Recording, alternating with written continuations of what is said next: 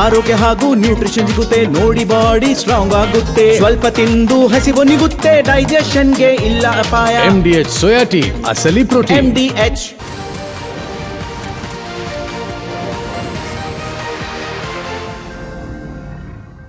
ಕಾವೇರಿ ನದಿ ನೀರು ಹಂಚಿಕೆ ವಿಚಾರಕ್ಕೆ ಸಂಬಂಧಪಟ್ಟಂತೆ ಇವತ್ತು ಎರಡೂ ರಾಜ್ಯಗಳ ಪಾಲಿಗೆ ಬಹಳ ಮಹತ್ವದ ದಿನ. ಇವತ್ತು ಸುಪ್ರೀಂ ಕೋರ್ಟ್ನಲ್ಲಿ ವಿಚಾರಣೆ ಇದೆ. ಈಗಾಗಲೇ ತಮಿಳುನಾಡು ಸರ್ಕಾರ ಹೇಳಿರೋದು ಕರ್ನಾಟಕದಿಂದ ನೀರನ್ನ ಹರಿಸಲಾಗಿಲ್ಲ ಅನ್ನುವಂಥದ್ದನ್ನ ಹೇಳಲಾಗಿದೆ. ಹಾಗಾಗಿ ಇವತ್ತು ಕರ್ನಾಟಕ ಹರಿಸಿದಂಥ ನೀರೆಷ್ಟು ಅದರ ಅಂಕಿಅಂಶಗಳನ್ನು ನೀಡಲಿದೆ. ತಮಿಳುನಾಡು ಈಗಾಗಲೇ ಅರ್ಜಿಯನ್ನು ಸಲ್ಲಿಕೆ ಮಾಡಿದೆ. ಅದರ ವಿಚಾರಣೆ ಇವತ್ತು.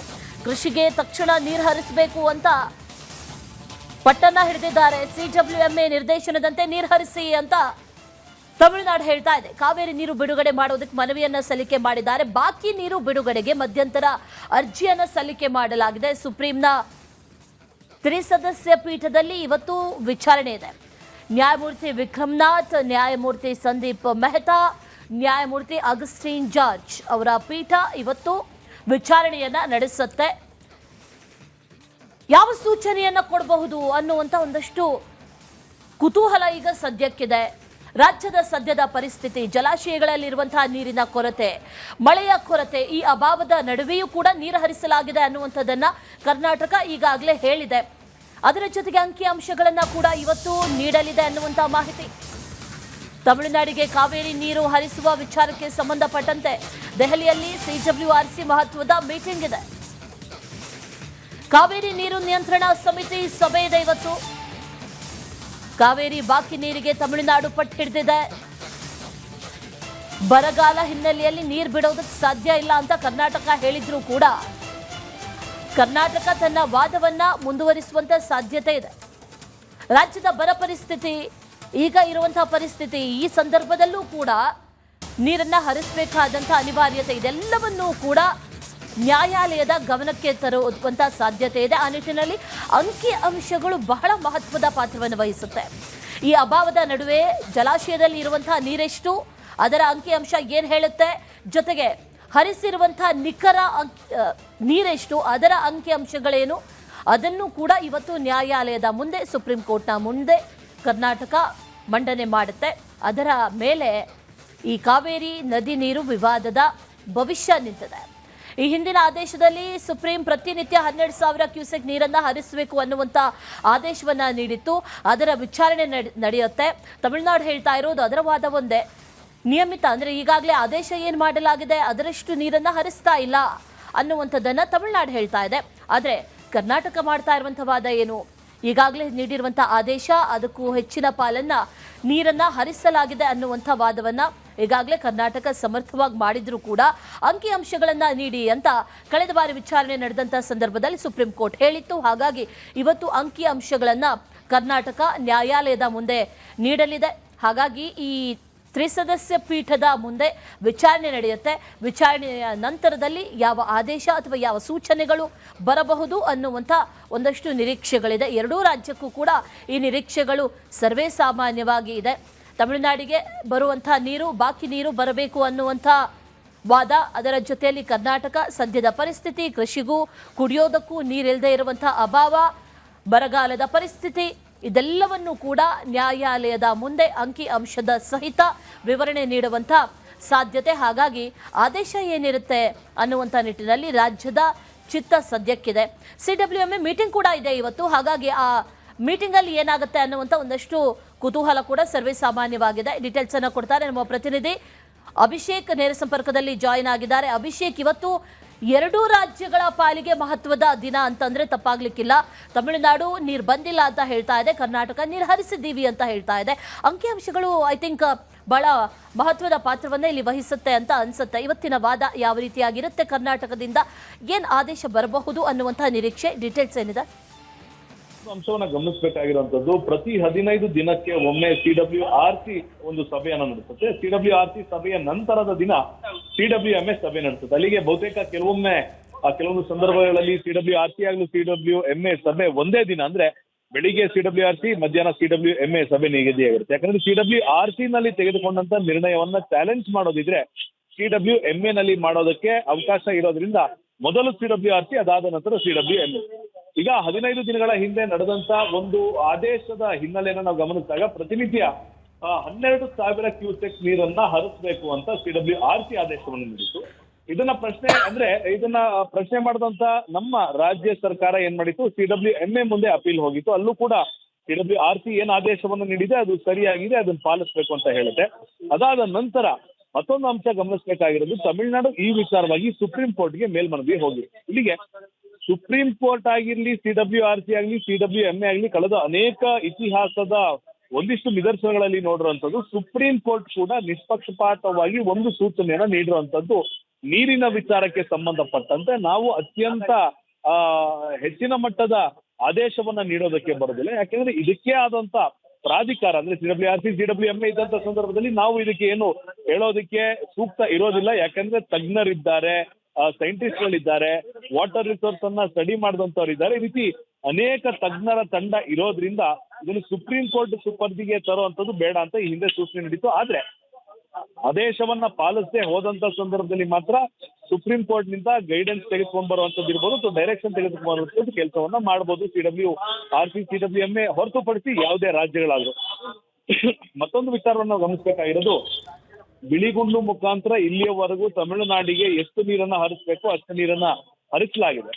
ಆದ್ರೂ ಕೂಡ ತಮಿಳುನಾಡು ಹೆಚ್ಚಿನ ನೀರನ್ನ ಕೇಳ್ತಿದೆ ಅನ್ನುವಂತ ಸಂದರ್ಭದಲ್ಲಿ ಯಾವುದೇ ಕಾರಣಕ್ಕೂ ಕೂಡ ನಮ್ಮ ರಾಜ್ಯದಲ್ಲಿ ಇರುವಂತ ಬರಗಾಲದ ಪರಿಸ್ಥಿತಿಯನ್ನ ನಾವು ಅವಲೋಕನೆಯಲ್ಲಿಟ್ಕೊಂಡು, ಗಮನದಲ್ಲಿಟ್ಕೊಂಡು, ದೂರಾಲೋಚನೆಯಲ್ಲಿಟ್ಕೊಂಡು ಲೆಕ್ಕಾಚಾರವನ್ನ ಕೂಡ ಹಾಕಿ ನಮ್ಮ ರಾಜ್ಯಕ್ಕೆ ಕುಡಿಯುವ ನೀರನ್ನ ಹೊರತುಪಡಿಸಿ ಬೇರೆ ಕೆಲಸಗಳಿಗೂ ಅಂದ್ರೆ ಕೃಷಿ ಚಟುವಟಿಕೆಗೂ ಕೂಡ ನೀರು ಬೇಕಾಗುತ್ತೆ. ಆ ಕಾರಣದಿಂದ 12ರಿಂದ 13 ಸಾವಿರ ಏನು ಈಗ ಕೇಳಿಕೆ ಕೊಡ್ತಾ ಇದೀವಿ, ಅದನ್ನ ಹೊರತುಪಡಿಸಿ ಯಾವುದೇ ಕಾರಣಕ್ಕೂ ಹೆಚ್ಚುವರಿ ನೀರನ್ನ ಕೊಡೋದಕ್ಕೆ ಆಗೋದಿಲ್ಲ ಅನ್ನೋ ಅಂಶವನ್ನ ಇವತ್ತು ಪ್ರಸ್ತಾಪ ಮಾಡುವಂತಹ ನಿರೀಕ್ಷೆ ನಮ್ಮ ರಾಜ್ಯದ ಕಡೆಯಿಂದ ಇರುವಂತದ್ದು. ಮತ್ತೊಂದು ಕಡೆಗೆ ತಮಿಳುನಾಡು ಯಾವುದೇ ರೀತಿಯಿಂದ ಕೂಡ ನಮಗೆ ಹೆಚ್ಚಿನ ನೀರು ಬೇಕು ಅಂತ ಮನವಿಯನ್ನ ಸುಪ್ರೀಂ ಕೋರ್ಟ್ ಮುಂದೆ ಇರ್ತಾರೆ. ಆದ್ರೆ ಅದನ್ನ ಯಾವ ರೀತಿ ಪುರಸ್ಕಾರ ಅಥವಾ ತಿರಸ್ಕಾರ ಆಗುತ್ತೆ ಅನ್ನೋದನ್ನ ಇವತ್ತು ಸಂಜೆ ಒಳಗಡೆ ಕಾದು ನೋಡ್ಬೇಕಾಗಿದೆ.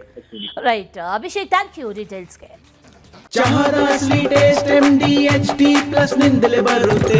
ಗಂಟು ಕಟ್ಟಿಕೋ ಲವಂಗ, ಹಸಿರು ಏಲಕ್ಕಿಯಿಂದ ತುಂಬಿದ MDHD+ ಮಸಾಲೆ. MDH ನಾಗೇಂದ್ರ ಅವರ ರಾಜೀನಾಮೆ ಕೊಡಬೇಕು ಅಂತ ಹೇಳಿ ಸಚಿವ ನಾಗೇಂದ್ರ ಅವರು ತಮ್ಮ ಸ್ಥಾನಕ್ಕೆ ರಾಜೀನಾಮೆ ಕೊಡಬೇಕು, ಸರ್ಕಾರ ಅವರನ್ನು ಮಂತ್ರಿ ಮಾಡಿದ್ದೇ ಸರಿ ಇಲ್ಲ ಅಂತ ಹೇಳಿ BJP ಅವರು ಇವತ್ತಿಗೆ 8ನೇ ದಿನದ ಮುಂಗಾರು ಅಧಿವೇಶನ ಇವತ್ತಿನವರೆಗೂ ಕೂಡ ಪ್ರತಿಭಟನೆಯನ್ನು ಮಾಡ್ತಾ ಇದ್ರು. ಇವತ್ತೂ ಕೂಡ ಪ್ರತಿಭಟನೆ ಸ್ವರೂಪ ಮತ್ತೊಂದು ಹಂತಕ್ಕೆ ಹೋಗುವಂಥ ಸಾಧ್ಯತೆ ಇದೆ. ಕೆಲ ಹೊತ್ತಿನಲ್ಲೇ ಫ್ರೀಡಂ ಪಾರ್ಕ್ನಲ್ಲಿ ಪ್ರತಿಭಟನೆ ಮಾಡ್ತಾರೆ, ವಿಧಾನಸೌಧದ ಒಳಗೂ ಹೊರಗೂ. ಬೆಳಗ್ಗೆ 9:15 ಅಂದರೆ ಆಯಿತು, ಆಲ್ರೆಡಿ 9:15 ಆಯಿತು. ಇಷ್ಟೊತ್ತಿಗಾಗಲೇ ಫ್ರೀಡಂ ಪಾರ್ಕ್ನಲ್ಲಿ ಸೇರ್ತಾ ಇದ್ದಾರೆ BJPಯ ಕಾರ್ಯಕರ್ತರು, BJPಯ ಶಾಸಕರುಗಳು, JDSನ ಶಾಸಕರುಗಳೆಲ್ಲ ಜಂಟಿಯಾಗಿ ಪ್ರತಿಭಟನೆಯಲ್ಲಿ ಭಾಗಿಯಾಗ್ತಾರೆ. ಇಂದು ಸದನದ ಹೊರಗೆ ಮತ್ತು ಒಳಗೆ ಎರಡೂ ಕಡೆಗಳಲ್ಲಿ ನಾಗೇಂದ್ರ ರಾಜೀನಾಮೆಗೆ ಒತ್ತಾಯಿಸಿ ಪ್ರತಿಭಟನೆಗಳು ನಡೆಯುತ್ತೆ. ವಿಧಾನಸೌಧಕ್ಕೆ ಮುತ್ತಿಗೆ ಹಾಕ್ತಾರೆ ಅನ್ನುವಂಥ ಮಾಹಿತಿ ಇದೆ. ಇವತ್ತು BJP ಮತ್ತು JDSನ ಶಾಸಕರೆಲ್ಲ ಜೊತೆಗೂಡಿ ವಿಧಾನಸೌಧಕ್ಕೆ ಮುತ್ತಿಗೆಯನ್ನು ಹಾಕ್ತಾರಂತೆ. ನಾಗೇಂದ್ರ ಅವರ ರಾಜೀನಾಮೆಯನ್ನು ಪಡ್ಕೊಳ್ಳಲೇಬೇಕು ಸರ್ಕಾರ ಅನ್ನುವಂಥ ಬಿಗಿಪಟ್ಟು ಹಿಡಿದಂಥ BJPಯ ಶಾಸಕರುಗಳು, JDSನ ಶಾಸಕರುಗಳು ಇವತ್ತು ವಿಧಾನಸೌಧಕ್ಕೆ ಮುತ್ತಿಗೆ ಹಾಕ್ತಾರೆ. ಇಂದು 8ನೇ ದಿನದ ಮುಂಗಾರು ಅಧಿವೇಶನ, ವಿಧಾನಮಂಡಲದ ಅಧಿವೇಶನ 2 ದಿನಗಳ ವಿರಾಮದ ಬಳಿಕ ಇವತ್ತು ಮತ್ತೆ ಪುನರಾರಂಭ ಆಗ್ತಾ ಇದೆ. ವಿಪಕ್ಷಗಳ ಪ್ರತಿಭಟನೆಯಿಂದ 7 ದಿನವೂ ಕೂಡ ಕಲಾಪ ಬಲಿಯಾಗಿದೆ. ಬರಗಾಲ ಮತ್ತೊಂದು ಕಡೆಯಲ್ಲಿ, ರಾಜ್ಯದ ರೈತರೆಲ್ಲ ಹೈರಾಣಾಗಿ ಹೋಗಿದ್ದಾರೆ. ನೆರೆ ಒಂದು ಕಡೆ, ಬೆಳೆ ಎಲ್ಲ ಕೊಚ್ಕೊಂಡು ಹೋಗಿದೆ. ಸಂಕಷ್ಟದಲ್ಲಿರುವಂಥ ರೈತರಿಗೆ ಈ ಮುಂಗಾರು ಅಧಿವೇಶನ ಒಂದು ಭರವಸೆಯನ್ನು ಮೂಡಿಸಬೇಕಾಗಿತ್ತು. ಆದರೆ ಸದನದ ಒಳಗಡೆ, ವಿಧಾನಮಂಡಲದ ಒಳಗಡೆ ನಡೀತಾ ಇರುವಂಥ ಚರ್ಚೆಯನ್ನು ಕೇಳಿದರೆ ಅದು ನಾಗೇಂದ್ರ ಅವರ ರಾಜೀನಾಮೆ.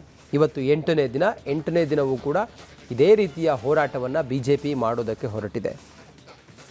ಹೆಚ್ಚಿನ ಮಾಹಿತಿಯೊಂದಿಗೆ ಅಭಿಷೇಕ್ ಇದ್ದಾರೆ ಸಂಪರ್ಕದಲ್ಲಿ. ಅಭಿಷೇಕ, ಇವತ್ತಿನ BJP ಮತ್ತು JDSನ ಜಂಟಿ ಪ್ರತಿಭಟನೆ ಹೇಗಿರುತ್ತೆ? ಇವತ್ತು ಕೂಡ ಕಲಾಪ ಇದಕ್ಕೆ ಸಮಯ ವ್ಯರ್ಥವಾಗುತ್ತಾ, ಹೇಗೆ ಅಭಿಷೇಕ್? ಒಂದು ವಿಚಾರವನ್ನ ಗಮನಿಸಬೇಕಾಗಿರುವಂತದ್ದು, ವಾಲ್ಮೀಕಿ ನಿಗಮದ ಲೂಟಿಯ ರುವಾರಿ ಅಂತ ನಾಗೇಂದ್ರ ಅವರನ್ನ ಈಗ ಹೆಸರಿಟ್ಟಿರುವಂತದ್ದು BJP ಹಾಗೂ JDS. ಕಳೆದ ಬಾರಿ ಸಿದ್ದರಾಮಯ್ಯನವರು ಮುಖ್ಯಮಂತ್ರಿ ಆಗಿದ್ದಂತ ಸಂದರ್ಭದಲ್ಲಿ 187 ಕೋಟಿ ಹಗರಣವನ್ನ ನಾಗೇಂದ್ರ ಅವರ ಮೂಲಕ ಮಾಡಿಸಲಾಗಿತ್ತು. ಇದಕ್ಕೆ ಪುರಾವೆ ಕೂಡ ಸಿಕ್ಕಿತ್ತು. CBI ಇರ್ಬೋದು, ED ಇರ್ಬೋದು, IT ಇರ್ಬೋದು, ಚಾರ್ಜ್ ಶೀಟ್ ಅನ್ನ ಹಾಕಿದ್ರು. ಪೊಲೀಸ್ ಮೊಕದ್ದಮೆಯಾಗಿ ಇವರು ಸಚಿವ ಸ್ಥಾನಕ್ಕೆ ರಾಜೀನಾಮೆಯನ್ನ ನೀಡಿ ಜೈಲಿಗೆ ಹೋಗಿ ಬಂದ ನಂತರವೂ ಕೂಡ ಇನ್ನ ಪ್ರಕರಣ ಅವರ ವಿರುದ್ಧ ನಡೀತಾ ಇದೆ. ಅಂತ ಸಂದರ್ಭದಲ್ಲಿ ಇವರಿಗೆ ಸಚಿವ ಸ್ಥಾನ ನೀಡುವಂತ ಅವಶ್ಯಕತೆ ಇತ್ತ ಅನ್ನೋ ಒಂದು ಲೆಕ್ಕಾಚಾರದಲ್ಲಿ ಬಿಜೆಪಿ ಹಾಗೂ ಜೆಡಿಎಸ್ ಕಳೆದ ಒಂದು ವಾರದಿಂದ ಅಧಿವೇಶನದಲ್ಲಿ ಹೋರಾಟವನ್ನ ಮಾಡ್ತಿರುವಂತದ್ದು. ಅಧಿವೇಶನದ ಒಳಗಡೆ, ಅಧಿವೇಶನದ ಹೊರಗೆ ಎರಡೂ ಕಡೆ ಹೋರಾಟವನ್ನ ಇಲ್ಲಿವರೆಗೂ ಮಾಡ್ಕೊಂಡು ಬಂದಿರುವಂತದ್ದು. ಕಪ್ಪು ಪಟ್ಟಿಯನ್ನ ಧರಿಸಿರುವಂತದ್ದು ಇರ್ಬೋದು, ಕಪ್ಪು ಟಿ ಶರ್ಟ್ ಅನ್ನ ಧರಿಸಿರುವಂತದ್ದು ಇರ್ಬೋದು, ಅಧಿವೇಶನ ನಡೆಯೋದಕ್ಕೆ ಬಿಡದೆ ಕುಳಿತ ಸ್ಥಳದಿಂದಲೇ ಧಿಕ್ಕಾರವನ್ನ ಕೂಗುವಂತದ್ದು ಇರ್ಬೋದು. ಈ ರೀತಿ ಅನೇಕ ತಂತ್ರಗಳನ್ನ ಬಿಜೆಪಿ ಹಾಗೂ ಜೆಡಿಎಸ್ ಮಾಡ್ಕೊಂಡು ಬಂದಿದೆ. ಈ ಸದ್ಯದ ಮಟ್ಟಿಗೆ ಫ್ರೀಡಂ ಪಾರ್ಕ್ ನಲ್ಲಿ ಬಿಜೆಪಿ ಹಾಗೂ ಜೆಡಿಎಸ್ ಜಂಟಿ ಹೋರಾಟವನ್ನ ಇವತ್ತು ಆರಂಭ ಮಾಡಿರುವಂತದ್ದು. ಬೆಳಿಗ್ಗೆ ಸುಮಾರು 9:30ಗೆ ನಿಗದಿಯಾಗಿತ್ತು. ಆದ್ರೆ ಸುಮಾರು 10ರಿಂದ 10:30 ಒಳಗಡೆ ಬಿಜೆಪಿ ಹಾಗೂ ಜೆಡಿಎಸ್ ನ ಹಿರಿಯ ನಾಯಕರೆಲ್ಲರೂ ಕೂಡ ಫ್ರೀಡಂ ಪಾರ್ಕ್ ನಲ್ಲಿ ಸೇರಲಿದ್ದಾರೆ. ಜಮಾವಣೆ ಆದ ನಂತರ ಇಲ್ಲಿಂದ ವಿಧಾನಸೌಧಕ್ಕೆ ಮುತ್ತಿಗೆ ಹಾಕುವಂತ ಯತ್ನವನ್ನು ಕೂಡ ಮಾಡಲಿದ್ದೇವೆ ಅಂತ ಈಗಾಗಲೇ ತಿಳಿಸಿರುವಂತದ್ದು. ಈ ಕಾರಣದಿಂದಾಗಿ ಈಗಾಗಲೇ ಚಲವಾದಿ ನಾರಾಯಣ ಸ್ವಾಮಿ ವಿಧಾನ ಪರಿಷತ್ನ ವಿಪಕ್ಷ ನಾಯಕರು ಈಗ ಫ್ರೀಡಂ ಪಾರ್ಕ್ಗೆ ಆಗಮಿಸಿರುವಂತದ್ದು. ಮತ್ತೊಂದ್ ಕಡೆಗೆ ಅಧಿವೇಶನದ ಒಳಗೂ ಕೂಡ ಪ್ರತಿಭಟನೆಯನ್ನ ಮಾಡ್ತೇವೆ, ಹೊರಗೂ ಕೂಡ ಮಾಡ್ತೇವೆ ಅಂತ ಒಂದು ಸೂಚನೆ ಅಥವಾ ಒಂದು ಸೂಕ್ಷ್ಮವಾದಂತ ವಿವರವನ್ನ ನೀಡಿರೋದ್ರಿಂದ ಕೆಂಗಲ್ನ ಗೇಟ್ ಅಥವಾ ಕೆಂಗಲ್ ಹನುಮಂತಯ್ಯನವರ ಸ್ಟ್ಯಾಚ್ಯೂ ಮುಂದೆ ಕೂಡ ಪ್ರತಿಭಟನೆಯನ್ನ ಬಿಜೆಪಿ ಹಾಗೂ ಜೆಡಿಎಸ್ ಮಾಡಿತ್ತು ಇಲ್ಲಿವರೆಗೂ. ಇದನ್ನ ಮತ್ತೊಂದು ಹಂತಕ್ಕೆ ತೆಗೆದುಕೊಂಡು ಹೋಗೋದಕ್ಕೆ ಇಂದಿನಿಂದ ಸಿದ್ಧತೆಯನ್ನ ನಡೆಸಲಾಗುತ್ತೆ ಅನ್ನೋದು ಮಾಹಿತಿ ಬಂದಿರುವಂತದ್ದು. ಆದ್ರೆ ಇದನ್ನ ಆಡಳಿತಾರೂಢ ಪಕ್ಷವಾದಂತಹ ಕಾಂಗ್ರೆಸ್ ಯಾವ ರೀತಿ ನೋಡ್ತಿದ್ದಾರೆ, ಇಲ್ಲಿ ಅಧಿವೇಶನದ ಸಮಯವನ್ನ ವ್ಯರ್ಥ ಮಾಡ್ತಾ ಇದೆ ಬಿಜೆಪಿ ಹಾಗೂ ಜೆಡಿಎಸ್. ನಾಗೇಂದ್ರ ಕ್ಲೀನ್ ಚಿಟ್ ಇರೋದ್ರಿಂದಲೇ ಅವರಿಗೆ ಸಚಿವ ಸ್ಥಾನವನ್ನ ಹೈಕಮಾಂಡ್ ನೀಡಿರುವಂತದ್ದು. ಅವರ ವಿರುದ್ಧ ಇರುವಂತಹ ಎಲ್ಲಾ ಪ್ರಕರಣಗಳನ್ನ ಹೈಕಮಾಂಡ್ ತಾಳೆ ಹಾಕಿ ನೋಡಿದೆ. ಎಲ್ಲಿಯೂ ಕೂಡ ನಾಗೇಂದ್ರ ಅವರ ಕೈವಾಡ ಇಲ್ಲದಿರೋದ್ರಿಂದಲೇ ಅವರಿಗೆ ಸ್ಥಾನವನ್ನ ನೀಡಿರುವಂತದ್ದು. ಇಷ್ಟೇ ಅಲ್ಲದೆ ರೈತರ ಸಮಸ್ಯೆಯನ್ನ ಮಾತನಾಡೋದಕ್ಕೆ ಬಿಜೆಪಿ ಹಾಗೂ ಜೆಡಿಎಸ್ ಸಿದ್ಧವಿಲ್ಲ, ಹಾಗೂ ಅನೇಕ ವಿಚಾರಗಳು ಬಿಜೆಪಿ ಹಾಗೂ ಜೆಡಿಎಸ್ ನಲ್ಲಿ ಸಮನ್ವಯತೆ ಇಲ್ಲದಿರೋದ್ರಿಂದ ಅದನ್ನ ಡೈವರ್ಟ್ ಮಾಡೋದಕ್ಕೆ ಈ ರೀತಿ ನಾಟಕವಾಡ್ತಿದೆ ಅಂತ ಕಾಂಗ್ರೆಸ್ ಆರೋಪ ಮಾಡ್ತಿರುವಂತದ್ದು. ಓಕೆ ಅಭಿಷೇಕ್, ಥ್ಯಾಂಕ್ ಯು ನಿಮ್ಮೆಲ್ಲ ಮಾಹಿತಿಗಾಗಿ.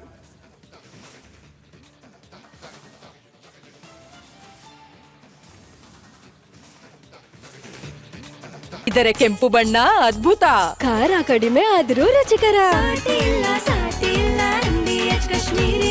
MDH ಕಾಶ್ಮೀರಿ. ಈ ಪಾರ್ಕ್ ಜಾಗವನ್ನ 5% ಸಾರ್ವಜನಿಕ ಪಾರ್ಕ್ ಜಾಗವನ್ನ ಬಳಸಿಕೊಳ್ಳುವಂತ ಬಿಲ್ಗೆ ಈಗಾಗಲೇ ಅನುಮೋದನೆ ಸಿಕ್ಕಿದೆ. ಆದರೆ ಇದಕ್ಕೆ ಸಾಕಷ್ಟು ಆಕ್ರೋಶಗಳು ವ್ಯಕ್ತವಾಗ್ತಾ ಇದೆ. 1975ರ ತಿದ್ದುಪಡಿ ಬಿಲ್ಗೆ ವಿರೋಧಗಳು ಹೆಚ್ಚಾಗ್ತಾ ಇದೆ. ರಾಜ್ಯ ಸರ್ಕಾರದ ಮುಖ್ಯ ಕಾರ್ಯದರ್ಶಿಗೆ ಪತ್ರವನ್ನ ಬರೆದಿದ್ದಾರೆ ಹಿರಿಯ ಪರಿಸರವಾದಿ ಯಲ್ಲಪ್ಪ ರೆಡ್ಡಿ. ಹಿರಿಯ ಪರಿಸರವಾದಿ ಪತ್ರವೊಂದನ್ನ ಬರೆದಿದ್ದಾರೆ. ಪತ್ರದಲ್ಲಿ ಬಿಲ್ ಬಗ್ಗೆ ಹಲವು ವಿಚಾರಗಳನ್ನ ಪ್ರಸ್ತಾಪ ಮಾಡಿದ್ದಾರೆ. ಅಧಿಕಾರಿಗಳು ಕಾನೂನು ರೀತಿಯಲ್ಲಿ ಕೆಲಸ ಮಾಡಿ, ರಾಜಕೀಯ ಒತ್ತಡಗಳಿಗೆ ಒಳಗಾಗಬೇಡಿ ಅಂತ ಬರೆದಿದ್ದಾರೆ. ಅಧಿಕಾರಿ ವರ್ಗಕ್ಕೂ ಕೂಡ ಯಲ್ಲಪ್ಪ ರೆಡ್ಡಿ ಕರೆ ಕೊಟ್ಟಿದ್ದಾರೆ. ಸುದೀರ್ಘವಾದಂಥ ಒಂದು ಪತ್ರವನ್ನ ಬರೆದಿದ್ದಾರೆ. ಅದರಲ್ಲಿ ಪರಿಸರ ಹಾನಿಯ ಬಗ್ಗೆಯೂ ಕೂಡ ಪ್ರಸ್ತಾಪವನ್ನ ಮಾಡಿದ್ದಾರೆ.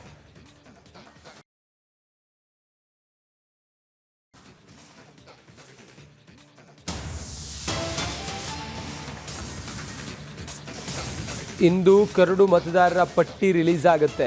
SIR ವಿಚಾರ ಜೂನ್ 30ರಂದು ಆರಂಭವಾಗಿದ್ದ SIR ಪ್ರಕ್ರಿಯೆ, ಮತದಾರರ ಪಟ್ಟಿ ವಿಶೇಷ ತೀವ್ರ ಪರಿಷ್ಕರಣೆಯ ಕರಡು ಪಟ್ಟಿ ಇವತ್ತು ರೆಡಿಯಾಗುತ್ತೆ.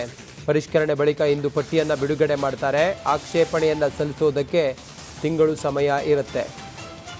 ಗಣತಿ ಅರ್ಜಿ ವಾಪಸ್ ನೀಡಲು ಅವಕಾಶ ಇರುತ್ತೆ. ಏನಾದರೂ ಮಿಸ್ಟೇಕ್ಸ್ ಆಗಿದ್ದಿದ್ರೆ, ಹೆಸರು ಬದಲಾವಣೆ ಇದ್ದರೆ, ನಂಬರ್ ಏನಾದರೂ ಸೇರಿಸೋದಿದ್ರೆ, ವಿಳಾಸದ ಬದಲಾವಣೆ ಇದ್ದರೆ, ಇನ್ನೇನೇ ಇದ್ದರೂ ಕೂಡ ಯಾರೀಗ BLOಗಳು ಮನೆಗೆ ಬಂದು ಮಾಹಿತಿಯನ್ನು ಪಡ್ಕೊಂಡು ಇನ್ಫಾರ್ಮೇಷನನ್ನು ತೆಗೆದುಕೊಂಡು ಹೋಗಿ ಎಲ್ಲವೂ ರೆಡಿ ಮಾಡಿ ಇವತ್ತು ಕರಡು ಮತದಾರರ ಪಟ್ಟಿ ರೆಡಿಯಾಗುತ್ತೆ. ಈ ಹಂತದಲ್ಲಿ ಏನಾದರೂ ತಮಗೆ ಬದಲಾವಣೆ ಬೇಕು ಅನ್ನೋದಾದರೆ ತಾವು ಈ ಹಂತದಲ್ಲೂ ಕೂಡ ಬದಲಾವಣೆ ಮಾಡೋದಕ್ಕೆ ಅವಕಾಶ ಇರುತ್ತೆ.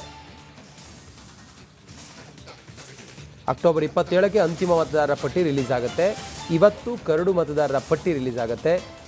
ಇನ್ನೂ ಕೂಡ ತಾವು ಬದಲಾಯಿಸೋದಕ್ಕೆ ಅವಕಾಶ ಇದೆ. ಜೂನ್ 30ರಂದು ಆರಂಭವಾಗಿದ್ದ SIR ಪ್ರಕ್ರಿಯೆ ಈಗ ಕರಡು ಮತದಾರರ ಪಟ್ಟಿ ಇವತ್ತೇನು ರಿಲೀಸ್ ಆಗುತ್ತೆ. ಬದಲಾವಣೆಗಳಿದ್ದರೆ ಈ ಹಂತದಲ್ಲಿ ಮಾಡಬಹುದು. ದೀಪ್ತಿ ಇದ್ದಾರೆ ದೂರವಾಣಿ ಸಂಪರ್ಕದಲ್ಲಿ. ದೀಪ್ತಿ, ಈ ಹಂತದಲ್ಲಿ ಎಷ್ಟು ಮುಖ್ಯ ತಮ್ಮ ಹೆಸರು ಖಚಿತತೆ ಮಾಡಿಕೊಳ್ಳೋದ್ರ ಜೊತೆಗೆ ವಿಳಾಸ ಮತ್ತೊಂದು ಮಗದೊಂದು, ಅಥವಾ ಏನಾದರೂ ತಮ್ಮ ಹೆಸರು ಅಳಿಸಿ ಹೋಗಿದ್ದಿದ್ರೂ ಕೂಡ ಬಹುಶಃ ಇಂದಿನಿಂದ ಗೊತ್ತಾಗುತ್ತೆ, ಎಷ್ಟು ಮುಖ್ಯ ಅಂತ ಈ ಹಂತ?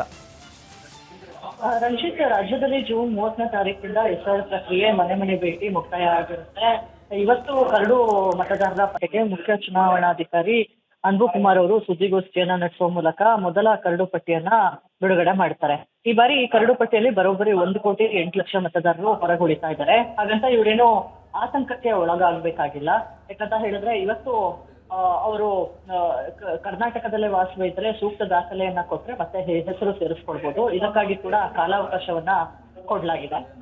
ಈಗಾಗಲೇ 15,28,985 ಮತದಾರರು ನಾಪತ್ತೆಯಾಗಿದ್ರೆ ಶಾಶ್ವತವಾಗಿ ಸ್ಥಳಾಂತರಗೊಂಡಂತವರು 65 ಲಕ್ಷಕ್ಕೂ ಹೆಚ್ಚಿದ್ದಾರೆ. ಹಾಗೆ 16 ಲಕ್ಷಕ್ಕೂ ಹೆಚ್ಚು ಮತದಾರರು ಮೃತಪಟ್ಟಿದ್ದಾರೆ. ಇನ್ನು ಡೂಪ್ಲಿಕೇಟ್ ಮತದಾರರು ಸರಾಸರಿ 7 ಲಕ್ಷಕ್ಕೂ ಹೆಚ್ಚಿರುವಂತದ್ದು. ಸೊ ಅವರೆಲ್ಲರೂ ಕೂಡ ನಂತರದಲ್ಲಿ ಅಂದ್ರೆ ಪ್ರಮುಖವಾಗಿ ಯಾರ್ದೆಲ್ಲ ಮನೆ ಶಿಫ್ಟ್ ಆಗಿದ್ದಾರೆ ಅಥವಾ ಮತದಾರರ ಹೆಸರೇ ನಾಪತ್ತೆ ಆಗಿದೆ ಅವರೆಲ್ಲರೂ ಕೂಡ ಅರ್ಜಿಯನ್ನು ಕೊಡೋ ಮೂಲಕ ಮತ್ತೊಮ್ಮೆ ಹೆಸರನ್ನ ದಾಖಲು ಮಾಡಿಕೊಳ್ಬಹುದು. ನಾಪತ್ತೆ ಮತ್ತು ಶಾಶ್ವತ ಸ್ಥಳಾಂತರ ಎಂದು ಗುರುತಾಗಿರುವಂತಹ 80 ಲಕ್ಷಕ್ಕೂ ಹೆಚ್ಚು ಮತದಾರರಿಗೆ ಅವಕಾಶವನ್ನ ನೀಡಲಾಗುತ್ತೆ. ಕರ್ನಾಟಕದಲ್ಲೇ ವಾಸವಿದ್ದೀವಿ ಅಂದವರು ಸೂಕ್ತ ದಾಖಲಾತಿಯನ್ನ ಕೊಟ್ಟು ಫಾರ್ಮ್ 6 ಅಡಿಯಲ್ಲಿ ಅರ್ಜಿಯನ್ನ ಸಲ್ಲಿಸಬಹುದು. ಇನ್ನು ರಿಜೆಕ್ಟ್ ಆದವರು ಇವತ್ತಿನಿಂದಲೇ ಆನ್ಲೈನ್ ಮತ್ತೆ ಆಫ್ಲೈನ್ ಮೂಲಕ ಅರ್ಜಿಯನ್ನ ಸಲ್ಲಿಸಬಹುದು. ಸೂಕ್ತ ದಾಖಲೆಗಳನ್ನ ಪರಿಶೀಲಿಸಿ ನಂತರ ಅಂತಿಮ ಮತದಾರರ ಪಟ್ಟಿಗೆ ಇವ್ರನ್ನ ಸೇರ್ಪಡೆ ಮಾಡಲಾಗುತ್ತೆ. ಈಗಾಗಲೇ 12 ದಾಖಲೆಗಳು ಯಾವ್ದ್ಯಾವ್ದು ಅಂತ ನಾವು ವರದಿಯನ್ನ ಕೂಡ ಮಾಡಿದ್ದೀವಿ. ಅದರಲ್ಲಿ ಆಧಾರ್ ಕಾರ್ಡು ಇರ್ಬೋದು, ಜನನ ಪ್ರಮಾಣ ಪತ್ರ ಇರ್ಬೋದು, ಪಾಸ್ಪೋರ್ಟ್ ಇರ್ಬೋದು, ಅಥವಾ SC/ST ಜಾತಿ ಪ್ರಮಾಣ ಪತ್ರ ಇರ್ಬೋದು, ಕುಟುಂಬ ನೋಂದಣಿ ಕಾರ್ಡ್ ಇರ್ಬೋದು. ಈ 12 ರೀತಿಯ ದಾಖಲೆಗಳೇನಿದೆ ಇದರಲ್ಲಿ ಯಾವ್ದಾದ್ರು ಕೊಟ್ಟು ಕೂಡ ಅವರು ವಾಪಸ್ ಪಟ್ಟಿಗೆ ಸೇರ್ಬೋದಾಗಿದೆ. ಜೊತೆಗೆ ಅನ್ಬು ಕುಮಾರ್ ಅವರು ಕೂಡ ಒಂದು ವಿಚಾರವನ್ನ ಸ್ಪಷ್ಟಪಡಿಸಿದ್ದಾರೆ. ಅಂದ್ರೆ ಇವತ್ತು ಏನು ಪ್ರಕಟ ಆಗುತ್ತೆ ಕರಡು ಪಟ್ಟಿ ಅಂತಿಮ, ಇದು ಅಂತಿಮ ಅಲ್ಲ. ಇದರಲ್ಲಿ ಹೆಸರಿಲ್ಲದವರಿಗೆ ಆಕ್ಷೇಪಣೆ ಮತ್ತೆ ಸೇರ್ಪಡೆಗೆ ಇನ್ನೂ ಕೂಡ ಕಾಲಾವಕಾಶ ಇದೆ. ಅಂತಿಮ ಪಟ್ಟಿ ಪ್ರಕಟಕ್ಕೂ ಮುನ್ನ ಎಲ್ಲರಿಗೂ ಅವಕಾಶವನ್ನ ನೀಡಲಾಗುತ್ತೆ ಅಂತ ಕೂಡ ಈಗಾಗಲೇ ಸ್ಪಷ್ಟವನ್ನ ಪಡಿಸಿದ್ದಾರೆ. ಒಟ್ಟಾರೆ 3 ಗಂಟೆಗೆ ಮಾಧ್ಯಮಗೋಷ್ಠಿಯನ್ನ ಮಾಡುವ ಮೂಲಕ ಅನ್ಬು ಕುಮಾರ್ ಅವರು ಮತ್ತೊಂದಿಷ್ಟು ವಿಚಾರಗಳನ್ನ ಇವತ್ತು ಹೇಳುವಂತದ್ದು. ರಂಜಿತ್, ಓಕೆ, ಥ್ಯಾಂಕ್ ಯು ನಿಮ್ಮೆಲ್ಲ ಮಾಹಿತಿಗಾಗಿ ದೀಪ್ತಿ. ಭಿಕ್ಷುಕಿ ಭಿಕ್ಷಾಟನೆ ಮಾಡಿ 8 ಲಕ್ಷ ಕೂಡಿಟ್ಟಿದ್ರು. ಆಕೆ ತೀರ್ಕೊಂಡ್ರ ನಂತರದಲ್ಲಿ ಗೊತ್ತಾಗಿದೆ ಆಕೆ 8 ಲಕ್ಷ ಕೂಡಿಟ್ಟಿದ್ರು ಅಂತ. ಆ 8 ಲಕ್ಷ ಏನ್ ಪತ್ತೆ ಆಗಿತ್ತಲ್ಲ, ಆ ಪತ್ತೆ ಕೇಸ್ಗೆ ಸಂಬಂಧಪಟ್ಟಂತೆ ಮತ್ತೊಂದು ಅಪ್ಡೇಟ್. ಭಿಕ್ಷುಕಿ ಬಳಿ ಇದ್ದಿದ್ದು ಕೇವಲ 8 ಲಕ್ಷ ಅಲ್ಲ, 30 ಲಕ್ಷಕ್ಕೂ ಹೆಚ್ಚು ಹಣ ಕೂಡಿಟ್ಟಿದ್ರು ಅನ್ನುವಂತ ಮಾಹಿತಿ ಈಗ ಸದ್ಯಕ್ಕೆ ಸಿಗ್ತಾ ಇದೆ. ಮಂಡ್ಯದ ಗುತ್ತಲು ಬಡಾವಣೆಯ ಭಿಕ್ಷುಕಿ ತನ್ನ ಸೋದರಿ ಜೊತೆಗೆ ಬಾಡಿಗೆ ಮನೆಯಲ್ಲಿ ಈ ವೃದ್ಧೆ ವಾಸ ಇದ್ರು. ನಿನ್ನೆ ವಯೋಸಹಜ ಕಾಯಿಲೆಯಿಂದ ನಿಧನರಾದ್ರು. ಸಾವಿನ ಬಳಿಕ ಸ್ಥಳೀಯರಿಂದ ಮನೆ ಪರಿಶೀಲನೆ ನಡೆಸಿದಂತ ಸಂದರ್ಭದಲ್ಲಿ ಆರಂಭಕ್ಕೆ ಸುಮಾರು 8 ಲಕ್ಷ ಅಂತ ಹೇಳಿದ್ರು. ಆದ್ರೆ ಈಗ 30ಕ್ಕೂ ಹೆಚ್ಚು ಲಕ್ಷ, ಅಂದ್ರೆ 30 ಲಕ್ಷಕ್ಕೂ ಹೆಚ್ಚು ಹಣ ಇತ್ತು, ಮೂಟೆಯಲ್ಲಿ ಕಟ್ಟಿಟ್ಟಿದ್ರು ಅನ್ನುವಂತ ಮಾಹಿತಿ ಸಿಗ್ತಾ ಇದೆ. ಹೂರುನ್ನೀಸ್ ಅವ್ರ ಹೆಸರು. ಅವ್ರ ಸಂಬಂಧಿಕರು ಯಾರು ನೋಡ್ಕೊಳ್ತಾ ಇಲ್ಲ ಅನ್ನೋ ಕಾರಣಕ್ಕೆ ಭಿಕ್ಷುಕಿ ಆದ್ರು. ಭಿಕ್ಷಾಟನೆ ಮಾಡಿ ಕೂಡಿಟ್ಟಿದ್ದ ಹಣ ಅದನ್ನ ಅವರ ಸಂಬಂಧಿಕರಿಗೆ ಕೊಡೋದಕ್ಕೆ ಬಂದಿದ್ದಾರೆ. ಸಂಬಂಧಿಕರು ಅದನ್ನ ತಗೊಳ್ಳೋದಕ್ಕೆ ಮುಗಿಬಿದ್ದಿದ್ರು. ಬದುಕಿದ್ದಾಗ ನೋಡ್ಕೊಂಡಿಲ್ಲ, ಸತ್ತ ಮೇಲೆ ಅವರ ಹಣವನ್ನ ಪಾಲ್ ಮಾಡ್ಕೊಳ್ಳೋದಕ್ಕೆ ಬಂದಿದ್ದಾರೆ. ಒಂದ್ ರೀತಿಯಲ್ಲಿ ಮಾನವೀಯತೆ ಇಲ್ವಾ ಅನ್ನುವಂಥ ನಿಟ್ಟಿನಲ್ಲಿ ಪ್ರಶ್ನೆ ಮಾಡುವಂಥ ಘಟನೆ ಇದು. ಆದರೆ 8 ಲಕ್ಷ ಅಲ್ಲ, ಇವಾಗ 30 ಲಕ್ಷ ಕೂಡಿಟ್ಟಿದ್ರು ಅನ್ನುವಂಥ ಮಾಹಿತಿ ಸದ್ಯಕ್ಕೆ ಸಿಗ್ತಾ ಇದೆ. ಈ ಹಣ ಸಿಕ್ಕ ನಂತರದಲ್ಲಿ 8ರಿಂದ 9 ಲಕ್ಷ ರೂಪಾಯಿ ಎಣಿಕೆಯನ್ನ ನಿನ್ನೆ ಮಾಡಿದ್ರು. ಆನಂತರದಲ್ಲಿ ಇನ್ನೂ 20 ಮೂಟೆಯಲ್ಲಿ ಹಣ ಎಣಿಕೆ ಬಾಕಿ ಇದೆ ಅನ್ನುವಂಥ ಮಾಹಿತಿ. ಆ ಎಣಿಕೆಯ ಬಳಿಕ ಯಾರಿಗೆ ಕೊಡಬೇಕು ಅನ್ನೋದು ನಿರ್ಧಾರ ಆಗುತ್ತೆ.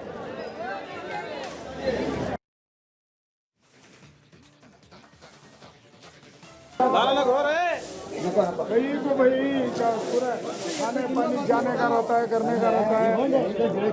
ले लगा रख लियो, ले लगा रख लियो। इसलिए सामने पाँच के डालो। ಇದೇ ವಿಚಾರಕ್ಕೆ ಸಂಬಂಧಪಟ್ಟಂತೆ ಡೀಟೇಲ್ಸ್ ಅನ್ನ ಕೊಡ್ತಾರೆ ನಮ್ಮ ಪ್ರತಿನಿಧಿ ಆನಂದ್. ದೂರವಾಣಿ ಸಂಪರ್ಕದಲ್ಲಿದ್ದಾರೆ. ಆನಂದ್, ನಿಜಕ್ಕೂ ಕೂಡ ಬದುಕಿದ್ದಾಗ ನೋಡ್ಕೊಂಡಿಲ್ಲ, ಈಗ ದುಡ್ಡು ಇದೆ ಅನ್ನೋ ಕಾರಣಕ್ಕೆ ಆಕೆ ದುಡ್ಡನ್ನು ಪಾಲು ಮಾಡ್ಕೊಳ್ಳೋದಕ್ಕೆ ಆಕೆಯ ಸಂಬಂಧಿಕರು ಬಂದಿದ್ದಾರೆ ಅನ್ನೋ ಮಾಹಿತಿ, ಈಗ 30 ಲಕ್ಷ ಇತ್ತು ಅನ್ನೋ ಮಾಹಿತಿ. ಯಾರಿಗೆ ಕೊಡ್ತಾರೆ, ಯಾವ ರೀತಿ ನಿರ್ಧಾರ ಮಾಡ್ತಾರೆ, ಅದ್ರ ಬಗ್ಗೆ ಮಾಹಿತಿ ಏನಿದೆ? ಅಶ್ವಿನಿ, ಭಿಕ್ಷಾಟನೆ ಮಾಡ್ಕೊಂಡು ಜೀವನ ನಡೆಸಿದಂತ ವೃದ್ಧೆ ಮಂಡ್ಯದ ಗುತ್ತಲು ಬಡಾವಣೆಯಲ್ಲಿ ನಿನ್ನೆ ಮೃತಪಟ್ಟಿದ್ರು. ಅದಾದ ಬಳಿಕ ಒಂದಷ್ಟು ಸಂಬಂಧಿಕರ ಜೊತೆಗೆ ಆ ಏರಿಯಾದ ನಿವಾಸಿಗಳು ಅವರ ಮನೆಯಲ್ಲಿ ಶೋಧ ನಡೆಸಿದಂತ ಸಂದರ್ಭದಲ್ಲಿ ಮೂಟೆಗಟ್ಲೆ ಹಣ ಸಿಕ್ಕಿತ್ತು. ಆ ಒಂದು ಹಣವನ್ನ ಎಣಿಕೆಯನ್ನ ನೆನ್ನೆ ಒಂದಷ್ಟು ಮಾಡಿದ್ರು. ನೆನ್ನೆ 8 ಲಕ್ಷದಷ್ಟು ಹಣವನ್ನ ಎಣಿಕೆ ಮಾಡಿದ್ರು. ಅದಾದ ಬಳಿಕ ಇದು ದೊಡ್ಡ ಶಾಕ್ಯ ಕಾರಣ ಆಗಿತ್ತು. ಭಿಕ್ಷೆ ಬೇಡ್ತಿದ್ದಂತ ವೃದ್ಧೆ ಮನೆಯಲ್ಲಿ ಇಷ್ಟೊಂದು ಪ್ರಮಾಣದ ಹಣ ಅನ್ನೋದೊಂದು ಅಚ್ಚರಿಗೆ ಕಾರಣ ಆಗಿತ್ತು. ಜೊತೆಗೆ ಇನ್ನೂ ಕೂಡ 30 ಮೂಟೆಗಳ ಹಣ ಏಳಿಕೆ ಆಗಿದೆ. ಹಾಗಾಗಿ 20ರಿಂದ 30 ಲಕ್ಷ ಹಣ ಶೇಖರಣೆ ಮಾಡಿ ಇಟ್ಟಿರಬಹುದು ಅನ್ನೋ ಒಂದು ಈಗ ಕುತೂಹಲ ಇರುವಂತದ್ದು. ಇವತ್ತು ಕೂಡ ಹಣ ಎಣಿಕೆ ನಡೆಯುವಂತದ್ದು. ಹಾಗಾಗಿ ಸಾಕಷ್ಟು ಅಚ್ಚರಿಗೆ ಕಾರಣ ಆಗಿರುವಂತದ್ದು. ಏನು ಮೃತಪಟ್ಟಿರುವಂತವರು ಉನ್ನೀಸ್ ಅಂತ ಹೇಳಿ ತನ್ನ ಏನು ತಂಗಿ ಜೊತೆ ಅದು ಒಂದೇ ಮನೆಯಲ್ಲಿ ವಾಸ ಮಾಡ್ತಿದ್ರು. ಆದ್ರೆ ಮದುವೆ ಆಗಿರ್ಲಿಲ್ಲ. ಹಾಗಾಗಿ ಅಕ್ಕ ತಂಗಿ ಇಬ್ರು ಇದ್ರು. ಅಂದ್ರೆ ಕಳೆದ 2 ವರ್ಷದ ಹಿಂದೆ ಸಹೋದರಿ ಮೃತಪಟ್ಟಿದ್ರು. ಇವರೊಬ್ಬರೇ ಇದ್ರು. ಇವರು ಕೂಡ ವಯೋ ಸಹಜ ಕಾಯಿಲೆಯಿಂದ ನಿನ್ನೆ ಮೃತಪಟ್ಟಿದ್ರು. ಸದ್ಯ ಅವರ ಮನೆಯಲ್ಲಿದ್ದಂತ ಹಣ ಜೊತೆಗೆ ಚಿಲ್ಲರೆ ಕಾಸು ಜೊತೆಗೆ 10 ರೂಪಾಯಿ 20 ರೂಪಾಯಿ ನೋಟನ್ನ ಕಂತೆ ಮಾಡಿಟ್ಟಿದ್ರು. ಮೂಟೆಯಲ್ಲಿ ತುಂಬಿಟ್ಟಿದ್ರು. ಒಂದಷ್ಟು ಹಣವನ್ನ ಮಸೀದಿ ಬಳಿ ತಂದು ಎಣಿಸಿರುವಂತದ್ದು. ಆದ್ರೆ 8 ಲಕ್ಷ ಅಷ್ಟೇ ಹಣವನ್ನ ಎಣಿಸಿದ್ದಾರೆ. ಜೊತೆಗೆ ಅವರ ಸಂಬಂಧಿಕರು ಕೂಡ ಮಾಹಿತಿಯನ್ನ ನೀಡಿದ್ದಾರೆ. ಇವತ್ತು ಕೂಡ 30 ಮೂಟೆಯಲ್ಲಿರುವಂತ ಹಣ ಎಣಿಕೆ ಆಗುವಂತದ್ದು. ಸುಮಾರು 20 ರಿಂದ 30 ಲಕ್ಷ ಈ ಹಣ ಇರಬಹುದು ಅನ್ನೋದು ಒಂದು ಅಂದಾಜಲಾಗಿದೆ. ಸದ್ಯ ಅವರ ಸಂಬಂಧಿಕರಿಗೆ ಮಾಹಿತಿ ಕೊಟ್ಟಿದ್ದಾರೆ. ಈ ಹಣವನ್ನ ಯಾರು ಕೊಡಬೇಕು ಅನ್ನೋದು ಕೂಡ ಆ ಒಂದು ಏರಿಯಾದ ಮುಖಂಡರುಗಳು ಒಂದು ಮಾತುಕತೆಯನ್ನು ನಡೆಸ್ತಾ ಇರುವಂತದ್ದು. ಅದ್ರ ಜೊತೆಗೆ ಇದು ಸಾಕಷ್ಟು ವೈರಲ್ ಆದ ಬಳಿಕ ಸಾಕಷ್ಟು ಅಚ್ಚರಿಗೆ ಜೊತೆಗೆ ಚರ್ಚೆಗೂ ಕೂಡ ಗ್ರಾಸ ಆಗ್ತಾ ಇರುವಂತದ್ದು. ಯಾಕಂದ್ರೆ ಭಿಕ್ಷೆ ಬೇಡುವಂತ ವೃದ್ಧೆ ಮನೇಲಿ ಇಷ್ಟೊಂದು ಹಣ ಇತ್ತ, ಜೊತೆಗೆ ಆ ವೃದ್ಧರು ಭಿಕ್ಷೆ ಬೇಡಿದ್ದೆಲ್ಲಾನು ಕೂಡಿಟ್ಟಿದ್ದಾಳೆ ಅನ್ನೋದು ಕೂಡ ಇಲ್ಲಿ ಕಂಡು ಬರ್ತಾ ಇರುವಂತದ್ದು. Ashwini. Right Anand, thank you ಡೀಟೇಲ್ಸ್ಗೆ. ಆರೋಪಿ ದರ್ಶನ್ ಪರಪ್ಪನ ಅಗ್ರಹಾರ ಜೈಲಿನಲ್ಲಿದ್ದಾರೆ. ರೇಣುಕಾಸ್ವಾಮಿ ಕೊಲೆ ಪ್ರಕರಣದ ಆರೋಪಿ ದರ್ಶನ್ ಮತ್ತು ಅವರ ಪಾಟಾಲಮ್ಮ ಎಲ್ಲ ಈಗ ಅವ್ರ ಜೊತೆಗಿದ್ದ ಸ್ನೇಹಿತರೆ ಅವರಿಗೆ ಉರುಳಾಗುವಂಥ ಎಲ್ಲ ಸಾಧ್ಯತೆಗಳು ಕಾಣಿಸ್ತಾ ಇದೆ. ಯಾಕಂತ ಹೇಳಿದರೆ ಮಾಫಿ ಸಾಕ್ಷಿ ಪ್ರದೋಷ್ ಮತ್ತು ವಿನಯ್, ದರ್ಶನ್ಗೆ ಇದು ಸಂಕಷ್ಟ ಎದುರಾಗ್ಬೋದು. ಇವತ್ತು ಪ್ರದೋಷ್ ಮಾಫಿ ಸಾಕ್ಷಿ ಹೇಳಿಕೆ ದಾಖಲು ಮಾಡ್ಕೋತಾರೆ.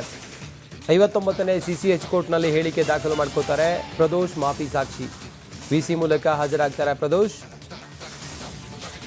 ಈಗಾಗಲೇ ಲಿಖಿತವಾಗಿ ಹೇಳಿಕೆಯನ್ನು ದಾಖಲು ಮಾಡಿಕೊಂಡಿದ್ದಾರೆ. ದರ್ಶನ್ಗೆ ಮಾಫಿ ಸಾಕ್ಷಿ ಸಂಕಷ್ಟ ಎದುರಾಗಿದೆ. ಇಂದು ಮಾಫಿ ಸಾಕ್ಷಿಯನ್ನು ಅವರ ಹೇಳಿಕೆಯನ್ನು ದಾಖಲು ಮಾಡಿಕೊಳ್ತಾರೆ. ದರ್ಶನ್ಗೆ ಆ ಹೇಳಿಕೆಯಿಂದ ಇನ್ನಷ್ಟು ಕಾನೂನಿನ ಕಟ್ಟಳೆಗಳು ಕಠಿಣ ಆಗುವಂಥ ಸಾಧ್ಯತೆಗಳಿದ್ದಾವೆ. ಈಗಾಗಲೇ ಲಿಖಿತವಾಗಿ ಪ್ರದೋಷ್ ತಮ್ಮ ಹೇಳಿಕೆಯನ್ನು ಕೊಟ್ಟಿದ್ದಾರೆ.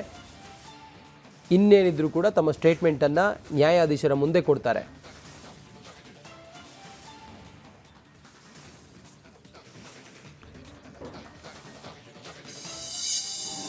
ಕೊತ್ತಂಬರಿ ಸೊಪ್ಪಿಗೆ ಸೂಕ್ತ ಬೆಲೆ ಸಿಗದ ಹಿನ್ನೆಲೆ ರೈತರು ರಸ್ತೆಗೆ ಸೊಪ್ಪು ಸುರಿದು ಆಕ್ರೋಶ ವ್ಯಕ್ತಪಡಿಸಿದ್ದಾರೆ. ಬೆಳಗಾವಿಯ ರಾಯಬಾಗ ತಾಲೂಕಿನ ಬೆಂಡವಾಡ ಗ್ರಾಮದಲ್ಲಿ ಈ ಘಟನೆ ನಡೆದಿದೆ. 15 ರೂಪಾಯಿ ಇದ್ದಂಥ ಕೊತ್ತಂಬರಿ ಕಟ್ಟು ಒಂದೇ ವಾರದಲ್ಲಿ 2-3 ರೂಪಾಯಿಗೆ ಬಂದು ತಲುಪಿದೆ. ಸಾವಿರಾರು ರೂಪಾಯಿ ವೆಚ್ಚದಲ್ಲಿ ಬೆಳೆದಂಥ ಬೆಳೆಗೆ ಬೆಲೆ ಸಿಗದೆ ರೈತರು ಕಂಗಾಲಾಗಿದ್ದಾರೆ. ಜೇಬಲ್ ಇಟ್ಕೊಂಡಿದ್ದ ಪವರ್ ಬ್ಯಾಂಕ್ ಬ್ಲಾಸ್ಟ್ ಆಗಿರುವ ಘಟನೆ ಬಾಗಲಕೋಟೆಯ ಜಮಖಂಡಿಯಲ್ಲಿ ನಡೆದಿದೆ. ಸಿದ್ದು ಸಾಳೊಂಕಿ ಎಂಬಾತನ ಜೇಬಲ್ಲಿದ್ದ ಪವರ್ ಬ್ಯಾಂಕ್ ಸ್ಫೋಟವಾಗಿ ಬೆಂಕಿ ಹೊತ್ತಿಕೊಂಡಿದೆ. ಯುವಕನ ಕಾಲು, ಹೊಟ್ಟೆ, ಸೊಂಟದ ಬಳಿ ಗಾಯವಾಗಿದೆ. ಗಾಯಾಳುವನ್ನು ಜಮಖಂಡಿ ತಾಲೂಕು ಆಸ್ಪತ್ರೆಗೆ ದಾಖಲು ಮಾಡಲಾಗಿದೆ. ಕರ್ನಾಟಕದ ಗಡಿಗೆ ಹೊಂದಿಕೊಂಡಿರುವ ಚಂದಗಡ ತಾಲೂಕಿನ ಹಜಗೋಳಿ ಗ್ರಾಮದಲ್ಲಿರುವ ಡ್ರಗ್ಸ್ ಫ್ಯಾಕ್ಟರಿ ಮೇಲೆ ರೈಡ್ ಮಾಡಲಾಗಿದೆ. ಮಹಾರಾಷ್ಟ್ರ ಮಾದಕ ವಸ್ತು ವಿರೋಧಿ ಟಾಸ್ಕ್ ಫೋರ್ಸ್ ದಾಳಿ ನಡೆಸಿದೆ. ಕೋಳಿ ಫಾರ್ಮ್ ಹೆಸರಿನಲ್ಲಿ MDMA ಡ್ರಗ್ಸ್ ತಯಾರಿಸಲಾಗ್ತಾ ಇತ್ತು. ಮಹಾರಾಷ್ಟ್ರ, ಗೋವಾ ಹಾಗೂ ಕರ್ನಾಟಕಕ್ಕೆ ಡ್ರಗ್ಸ್ ಅನ್ನು ಸಪ್ಲೈ ಮಾಡ್ತಾ ಇದ್ರು ಅನ್ನೋ ಮಾಹಿತಿ ಲಭ್ಯವಾಗಿದೆ. 1,13,00,000 ಮೌಲ್ಯದ 808 ಗ್ರಾಂ ಡ್ರಗ್ಸ್, ರಾಸಾಯನಿಕ ಹಾಗೂ ಯಂತ್ರೋಪಕರಣಗಳನ್ನು ಸೀಸ್ ಮಾಡಲಾಗಿದೆ. ಬೆಳಗಾವಿಯ ಇಬ್ಬರು ಸೇರಿ 7 ಜನರನ್ನು ಬಂಧಿಸಲಾಗಿದೆ. ಅಂಜನಾದ್ರಿಯ ಆನೆಗೊಂದಿ ಭಾಗದಲ್ಲಿ ಹುಲಿ ಓಡಾಟ ಪತ್ತೆಯಾಗಿರುವುದನ್ನು ಅರಣ್ಯ ಇಲಾಖೆ ಖಚಿತಪಡಿಸಿದೆ. ಗಂಗಾವತಿ ತಾಲೂಕಿನ ಸಂಗಾಪುರ, ಸಾಡಪುರ ಗುಡ್ಡಗಾಡಿನಲ್ಲಿ ಹುಲಿಯ ಹೆಜ್ಜೆ ಹಾಗೂ ಮಲ ಪತ್ತೆಯಾಗಿತ್ತು. 20ಕ್ಕೂ ಹೆಚ್ಚು ಕಡೆ ಸಿಸಿ ಕ್ಯಾಮೆರಾ ಅಳವಡಿಕೆ ಮಾಡಲಾಗಿತ್ತು. ಸಿಸಿಟಿವಿಯಲ್ಲಿ ಹುಲಿಯ ಚಲನಾವಲನಗಳು ಪತ್ತೆಯಾಗಿವೆ. ಸಾಣಾಪುರ ಭಾಗದ ಗುಡ್ಡದಲ್ಲಿ ಕೂಂಬಿಂಗ್ ಕಾರ್ಯಾಚರಣೆ ನಡೆಸಲಿದ್ದಾರೆ. ಒಬ್ಬೊಬ್ಬರೇ ಓಡಾಡೋದನ್ನು ಈಗ ಸದ್ಯಕ್ಕೆ ನಿಷೇಧಿಸಲಾಗಿದೆ. ಗ್ರಾಮಸ್ಥರು ಎಚ್ಚರಿಕೆಯಿಂದ ಇರಬೇಕು ಅಂತ ಸೂಚನೆ ಕೊಟ್ಟಿದ್ದಾರೆ. ಅರೆ ಕಡಿಮೆ ಹಾಕು, ಆದ್ರೆ ಅಸಲಿ ಹಾಕು. MDH ಕಾಶ್ಮೀರಿ ಕೆಂಪು ಮೆಣಸಿನ ಪೌಡರ್.